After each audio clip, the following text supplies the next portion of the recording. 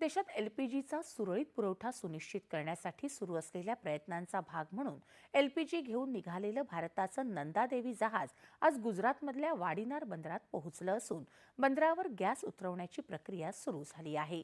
तर कतारहून 46,000 metric ton LPG घेऊन शिवालिक जहाज काल मुंद्रा बंदरावर पोहोचलं. देशात पेट्रोल, डिझेल तसंच स्वयंपाकाच्या गॅसचा पुरेसा साठा उपलब्ध असून देशातले तेल शुद्धीकरण कारखाने पूर्ण क्षमतेनं काम करत आहेत.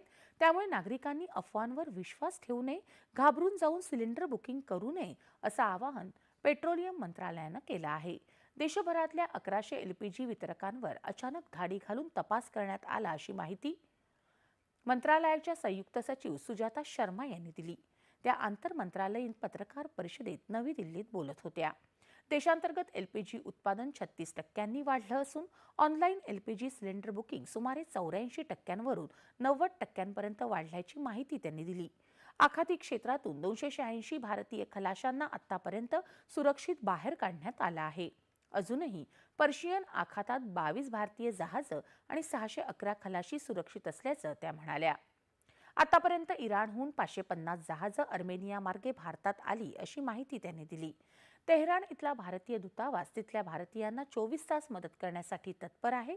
तसंच विविध मंत्रालयांकडून परिस्थितीवर बारीक नजर ठेवल्याचंही त्यांनी स्पष्ट केलं.